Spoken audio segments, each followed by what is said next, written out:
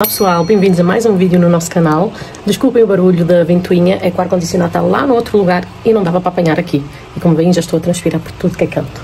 Como conseguem ver pelo título, tivemos uma mudança muito grande, faz exatamente hoje um ano, e vou-vos contar tudo. Fiquem até o final do vídeo.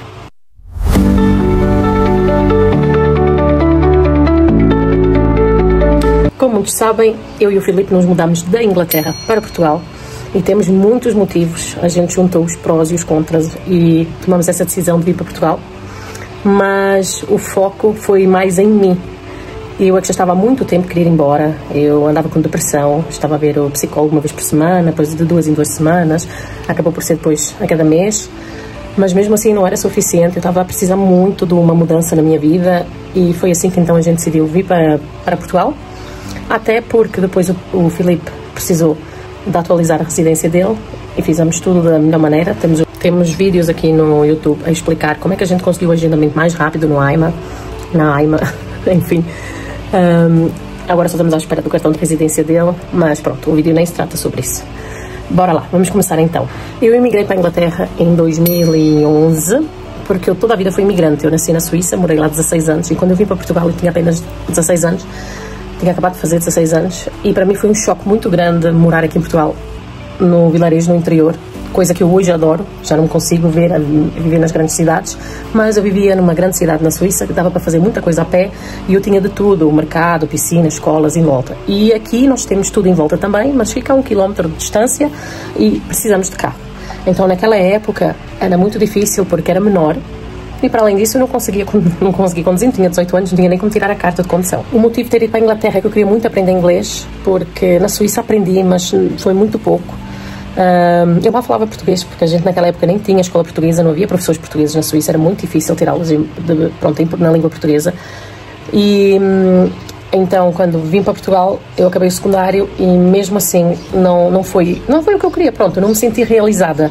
E fiz uns trabalhos aí que achei muito fixe, assim, em termos de primeiras experiências, mas não foi pelo salário, como muita gente pensa, não foi por causa de família, de briga, não foi nada disso. Eu quis me aventurar porque o meu grande sonho, aquele sonho da adolescência, era conhecer os Estados Unidos. E eu pensei, como é que eu vou conhecer os Estados Unidos se eu nem inglês sei falar?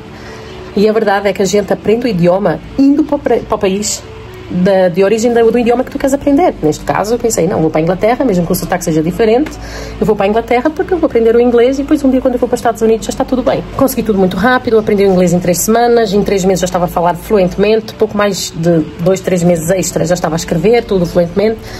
Comecei a trabalhar e deu tudo certo. Naquela época, a residência para sair, o cartão de residência, as coisas para chegarem, o NIS, o NIF, o TENT, essas coisas todas, demorou muito tempo mesmo. E eu guardava o meu dinheiro debaixo do colchão, gente.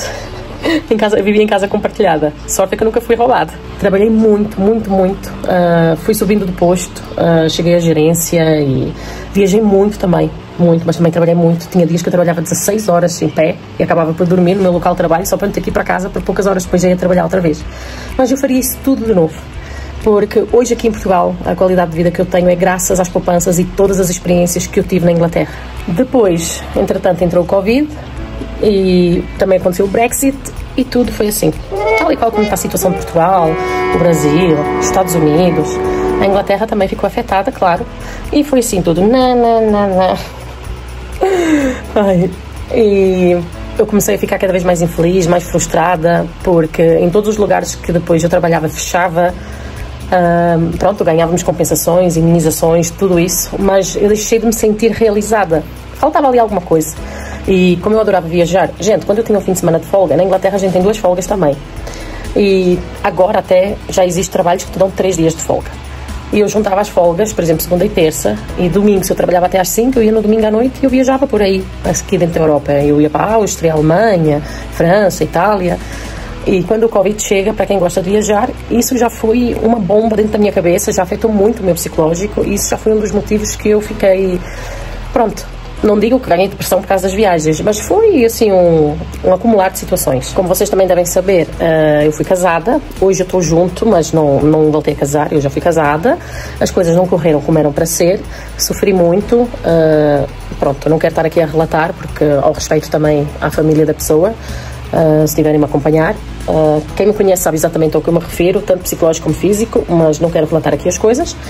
E tenho uma filha que vai fazer agora, daqui a uns meses, 5 aninhos. E ela nasceu no meio dessa pandemia toda, em que na Inglaterra a gente nem podia sair fora, porque havia policiais por todo lado. E se a gente conversava com o vizinho ou levava o cão a dar uma volta, a gente já era multado só pela conversa. A gente tinha que estar a não sei quantos metros de distância. Então eu era praticamente mãe solteira e vivia num T2, num apartamento de 2 quartos, sozinha com a minha filha. Um ano nesta rotina, onde era eu e 4 paredes, e eu não vivia, eu sobrevivia. Antes de ter a minha filha, eu tive um aborto já estava quase 4, já tinha passado os 3 meses, estava a começar o 4º mês. E quando é a primeira vez, vocês mães aí que já passaram por 1, 2 ou vários abortos, vocês sabem que o primeiro talvez seja o mais traumatizante, porque a gente não está à espera daquilo acontecer. E o apoio na Inglaterra, cuidado, não estou a cuspir no prato de onde comi, mas a saúde na Inglaterra é muito, muito fraca. E eu nunca tive aquele apoio que nós mães precisamos, porque quem passa por isso sabe que isto é muito cruel, é uma coisa que ninguém deveria passar.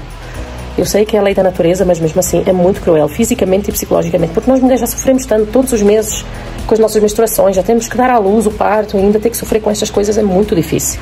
Passei as dificuldades que passei, porque eu não tinha apoio também no início do pai da minha filha. Não tive em geral muito apoio, era mais aos fins de semana, a cada 2 fins de semana, e muitas das vezes a criança, como não estava acostumada, queria sempre voltar para mim, e eu acabei por viver toda a minha vida em torno dela. E cada vez que eu conseguia arranjar um trabalho, acabava por ter que voltar para casa da menina, e fiquei muito tempo assim, tipo como um ioiô. E pronto, isso foi uma coisa que também me estava a deixar louca, porque eu sempre fui uma pessoa independente, eu trabalhava muito, como vos acabei de dizer, trabalhava 16 horas e depois isso reduziu para 1 ou 2 horas, era muito difícil. Foi assim que até surgiu a página Casa Abrantes, que é onde eu tenho as refeições, porque eu sou formada e tenho cursos de cozinha. Faço também doces, e pronto, foi assim até que me formei, que pronto, agora uma formalidade aqui que também não interessa muito, mas foi assim que surgiu e foi assim que eu consegui fazer algum dinheiro extra, trazer algum dinheiro para casa, porque não era fácil, né, com uma mãe solteira, com uma criança sozinha. E depois conheci o Filipe, depois de todas as dificuldades conheci o Filipe. Ele precisava de trabalho e eu tinha experiência na área que ele precisava, e fui ajudando e a gente foi se conhecendo. E uma vez ele quis vir tomar café comigo e perguntou se podia passar lá em casa, e trouxe-me, nunca me esqueço, uma lata de café e um coco. Ai, a gente já falou nas redes vizinhas a nossa história, já contou a nossa história. Um dia posso trazê-la para cá, se vocês quiserem. E pronto, e daí a gente nunca mais se largou, e até o dia de hoje namoramos há 3 anos já, e conhecemos-nos há 3 anos e tal. E no meio disso tudo, a gente depois também tentou, porque eu sempre quis ser mãe de 2, independentemente do sexo da criança, e quando a gente se sentiu preparada, a gente tentou, e daí vieram todos os abortos seguidos. Eu acredito muito que se o nosso psicológico não estiver bem, as coisas não correm bem. Mas eu também acredito muito que se a gente tem problemas de saúde, a gente precisa de resolver, ou seja, os médicos precisam nos ajudar. E foi aí onde falhou a saúde, e foi um dos maiores motivos de eu ter vindo para Portugal. Porque eu fui sofrendo aborto atrás de aborto, e o meu último aborto foi de 5 meses. Eu estava a ver Netflix com o Filipe e simplesmente me arrebentaram as águas, sem sangramento, sem nada. E foi uma experiência traumatizante.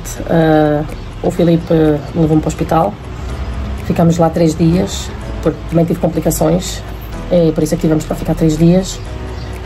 E até hoje não sei o resultado. Já mandei vários e-mails lá para a Inglaterra e não me respondem. Quando eu ligo ainda não sabem. Acho absurdo isso. Já fez mais de 1 ano. E pronto, vou parar aqui um bocadinho que já estou a ficar emocionada. A experiência para ele também não foi fácil, porque essa idade eles já colocam a criança tipo num caixãozito, vestem a criança, e eu não tive coragem de ver, porque a primeira imagem no meu primeiro aborto já foi tão cruel, e era mais pequeno, que eu desse, e era um menino, que eu não tive coragem, não tive absolutamente coragem, mas o Filipe teve. E é uma coisa que ele hoje, quando ele vem trazer o relato dele, ele chora também, porque enfim, não são imagens fáceis para uma pessoa esquecer. Com tudo isso, a minha família também tinha problemas de saúde, e ainda hoje tem. A minha mãe tem, o meu pai também, inclusive cancro, ou seja, câncer, e tudo foi se acumulando, virou ali uma bola de neve sem fim, que só aumentava, só aumentava, só aumentava. E havia momentos em que meu pai depois apanhava bactérias no hospital, tinha que fazer radioterapia, e a radioterapia depois deu cabo de outros órgãos. Agora tenho que fazer hemodiálise 3 vezes na semana, porque pronto, tem insuficiência renal. e deixam-no cansado, né? Eles não conseguem fazer uma atividade normal, o que nos deixa muito triste, porque a gente gosta muito de o levar, acompanhá-lo também aos lugares, e ele tenta, mas nem sempre consegue, mas pronto, já nos adaptamos a essa vida. Mas foi um pedido tanto dos meus pais: venham, porque nós cada vez estamos piores, e se acontecer alguma coisa queremos conviver com a Ariel, que é a filha mais velha. E eu na altura, pronto, ainda nem sequer estava grávida, porque eu tenho um menino agora que vai fazer 8 meses. E então, juntando tudo isso, juntando a minha depressão, a minha tristeza, a minha falta de motivação, a doença dos meus pais e a saúde que nunca mais me dava uma resposta, nós decidimos assim: vamos para Portugal. Só que a gente queria primeiro entregar a casa, queria que a mais velha acabasse a creche lá na Inglaterra, queríamos nos preparar melhor. E eu e o Filipe já tínhamos desistido de engravidar. Então, em março de 2024, né, foi quando descobrimos que eu estava novamente grávida. E então foi aí que a gente tomou a decisão: não, vamos embora, vamos dar oportunidade então a esta criança em Portugal, porque se em Portugal também não conseguem ajudar, então aí desisto geral, faço uma cirurgia, mando tirar o útero, sei lá, alguma coisa a gente arranja. Agora eu psicologicamente não aguento mais. E foi 3 de julho a gente entregou a nossa casa em Birmingham, e não havia voos de Birmingham, ou se havia era muito caro, então vimos para Manchester, e o Filipe nunca tinha conhecido a cidade de Manchester, então aproveitámos, fomos para Manchester, ficámos lá uma noite e passeámos para Manchester, e no dia 4 a gente veio para cá, ou seja, faz hoje 1 ano que a gente está aqui. E, como sabem, correu tudo bem, temos o nosso pequenote, nasceu prematuro, tive que ser induzida por causa da pré-eclâmpsia, mas correu tudo bem. Em 2 semanas, quando eu cheguei em julho do ano passado, conseguiram descobrir aqui, através do SNS, aqui em Portugal, conseguiram descobrir o problema de saúde que eu tinha, tomei toda a medicação, as injeções, tudo que eu precisei, e hoje tenho um rapaz forte, lindo, igual ao pai. E graças a Deus correu tudo bem. E era uma coisa simples, perigosa, mas simples, que eu não entendo como é que na Inglaterra nunca conseguiram descobrir. Viemos então com o objetivo de abrir o nosso negócio aqui, em Portugal. Ainda não tratamos disso porque o Eric, o nosso príncipe, ainda é muito novo. Não sei se já repararam, Eric e Ariel, o casal da Pequena Sereia. Sim, sou muito fã da Disney. E assim que ele crescer e que a gente esteja preparados, a gente vai dar início a esse nosso sonho de abrir o nosso próprio negócio, o nosso próprio restaurante, misturar a cultura portuguesa com a cultura brasileira e a comida, né? E é isso, gente. Assim, para muitos, não é nada, e para muita gente, nossa, passou realmente por muita coisa. Isto é só um relato pequeno de tudo aquilo que eu passei, senão o vídeo ficava muito longo. Mas esses foram os motivos principais: a saúde dos meus pais, a minha saúde, o nascimento do bebê, a realização do Filipe se poder legalizar aqui em Portugal, a realização de um sonho que na Inglaterra era muito caro também, era quase impossível conseguir abrir. E é isso, gente. Desculpem lá o aspecto, cabelo branco e tal, mas pronto, como vocês sabem, nós aqui é tudo simples, tudo natural. E nós estamos aí para Madrid, então vamos trazer vídeos, vlogs, muita informação aqui, porque quando eu pesquisei foi muito difícil de conseguir as informações, principalmente sobre as zonas de Madrid, onde é que se pode viajar, o que é que se deve fazer. Então eu quero trazer tudo isso para vocês, e estou-me a poupar para poder cuidar de mim uns dias antes da gente ir para Madrid, tá? Mas é isso, gente. Se gostaram do nosso vídeo, por favor, deem o vosso apoio, tá? Like, comentem, partilhem. Isto não é uma crítica à Inglaterra, sou muito grata por tudo que eu vivi lá e tudo que eu consegui lá. Realmente só a saúde é que deixa a desejar. Infelizmente nunca tive muita sorte, mesmo para a minha filha mais velha que tem problemas de saúde também nunca consegui ir lá, estou a conseguir aqui. Mas não estou a cuspir no prato onde comi, realmente agradeço toda a experiência, mas foi a minha experiência, foi pelas coisas que eu passei, e queria trazer para vocês este vídeo, porque perguntam-me muito porque é que eu deixei a Inglaterra para Portugal, sendo que a Inglaterra o salário é 2, 3 vezes mais alto. E aqui tem então o relato, espero que gostaram, e pronto, até o próximo vídeo, tá? Um beijo!